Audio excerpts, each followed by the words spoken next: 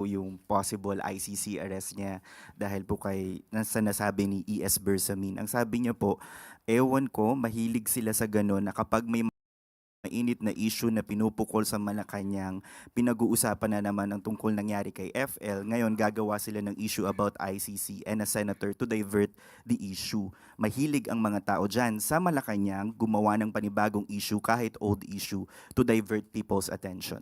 Okay, yun nga. Sinulat ko po para matandaan ko. Unang-una po, yung possible ICC arrest, hindi po to old issue. Every now and then, may nadidinig po tayo na maaaring mailabas ang warrant of arrest. At hindi rin po issue ang ICC, yung case na pending before the ICC. Pangalawa, ang sinabi po ay sorry. Ito, mahilig po ang mga tao dyan sa Malacanang gumawa ng panibagong issue kahit old issue, i-recycle to divert people's attention. Sa aking pagkakatanda, wala naman po tayong na-erase na mga old issues, maliban lang kung ito ay related sa itinatanong sa atin. Sino po ba yung mahilig mag-raise ng old issues na sa ating pagkakatanda ay nagkaroon pa po ng hearing patungkol sa isang pre-operation ng PIDEA na ang taon pa ay 2012. Parang wala naman po akong natatandaan na meron tayong nire-raise na ganung mga klaseng issue. At sinasabi po ay diversionary tactic. Okay, unang-una po, ang issue po patungkol sa peke na police report or altered na police report ay hindi naman po ang Malacanang ang nag-raise niyan, nag-issue niyan. Na kailangan lamang po nating sumagot para maipakita sa taong bayan na may mga fake news peddlers, mga obstructionists, mga propagandists na gumagawa ng kwento na kinakailangan pa mameke ng papel para lang sirain ang unang ginang, ang Pangulo at ang administrasyon. Sa makatuwid, kung ito po ay sinabi na po ng Beverly Hills Police Department na altered yung ipinakita at na-post ni Mr. Tiglao na police report, siya po ba ay sumasakay din sa issue ng fake police report? Tandaan po natin, ang content na ito sa nasabing fake police report ay una po natin nadinig, kundi po tayo nagkakamali, ay sa Vice Presidente. Kaya po natin nasabi noon na siya pala ang source ng fake news. At ngayon napatunayan po natin na altered yung police report na ito. Kailangan pa kayang sumakay ni Senator Bato de la Rosa. Siya po ay napaso na noon sa fake video na AI generated pala. So bilang senador, sana po ay maging mapanuri din po siya sa mga issues dahil never gagamitin, hindi gagamitin ng Malacanang ang issue na peke na dokumento. Bakit naman gagamitin tong diversionary tactic kung kaya naman pong sagutin ng Malacanang na ang pinapalabas at pinapakalat na police report ay peke? Sa ibang topic lang po, yung China's Ministry of Education, naglabas po sila ng advisory to students abroad or especially those na nag-aaral sa Philippines, warning that the security situation in the Philippines has been unstable recently with a surge in crimes targeting Chinese nationals. So ano po kaya ang reaction natin sa statement na to ng China na may problem sa security situation? Opo. Ang kanilang propaganda or rather advisory sa kanilang mga kababayan ay karapatan naman po nila. Obligasyon din naman po nilang pangalagaan ang kanilang mga kababayan. Pero as far as the government is concerned, alam po natin na ang crime rate sa Pilipinas ay gumaganda at bumababa. Ito po ay dahil sa yan po ang direktiba ng Pangulo at sa pamumuno na rin po ni General Nick Torre. Makikita po natin kung paano ba kabilis na tumugon sa mga pangangailangan ng mga kababayan natin, lalo na po na may concern tungkol sa mga krimen. At malalaman din po natin na nabawasan na po or nawala ang mga EJK na bunsod ng war on drugs. Masasabi rin po natin na yung mga krimen na nagawa dahil sa Pogo ay nawala o nabawasan. At marami na rin pong Chinese na na-deport na mga Chinese na sinasabing gumagawa ng krimen sa Pilipinas. At kamakailan lamang po ay naging maganda po ang ranking natin dito sa 2025 Global Peace Index. Kaya po yung safety and security sa Pilipinas ay masasabi naman na po natin gumaganda as far as we are concerned.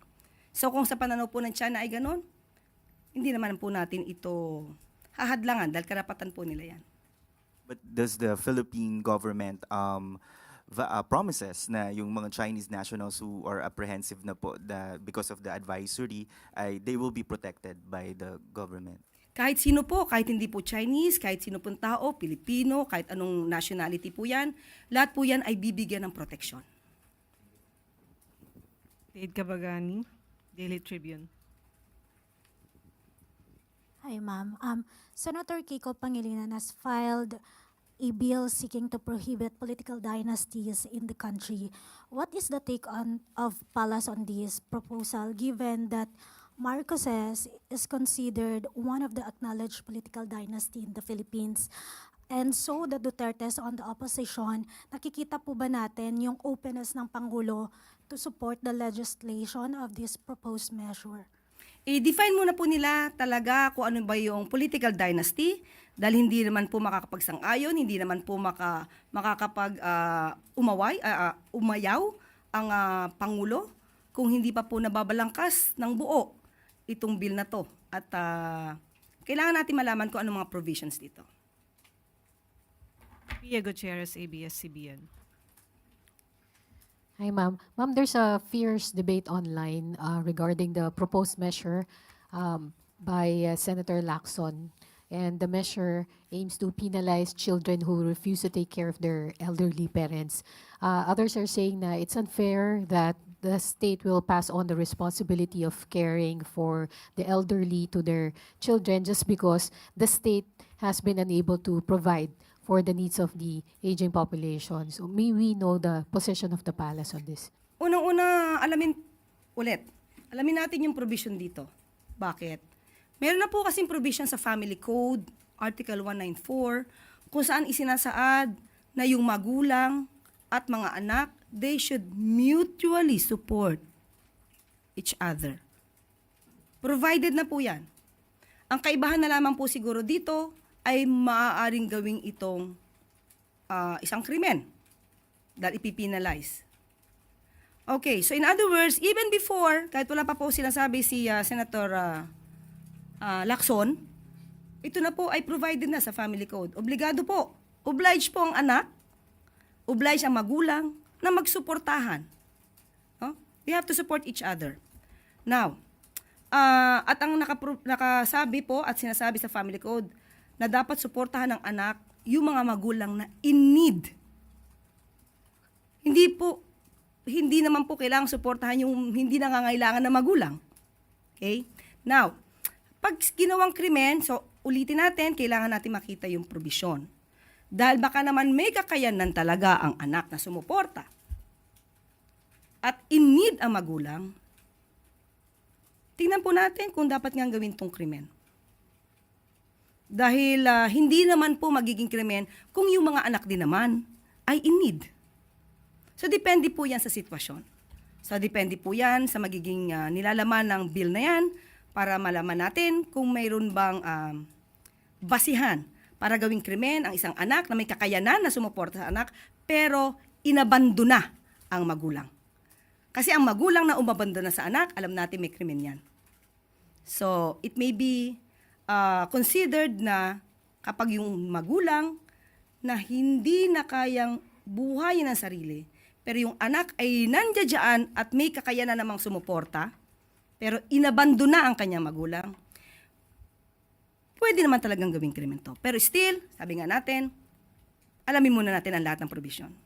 Pero ano po ang masasabi niyo doon sa ongoing criticisms ng publiko sa gobyerno patungkol sa umano'y failure ng gobyerno to provide for the needs or bigyan ng mga benepisyo ang mga elderly for them to be able to fend for themselves kapag matanda na, yung mga magulang kapag matanda na sila at hindi na kailangan umasa sa suporta ng kanilang mga anak?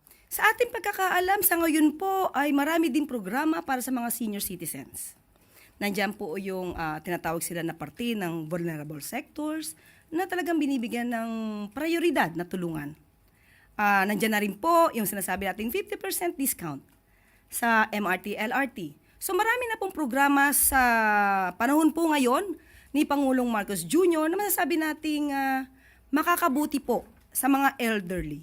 So, hindi po rin naman titigil ang Pangulo na tulungan, mas dadagan pa ang mga ayuda para sa mga elderlies natin. So, wag muna po siguro maging negatibo dahil at tingnan muna nila kung ano na ba ang nagawa ng administrasyon na ito para sa mga elders. Ivy Reyes, Bilyonaryo.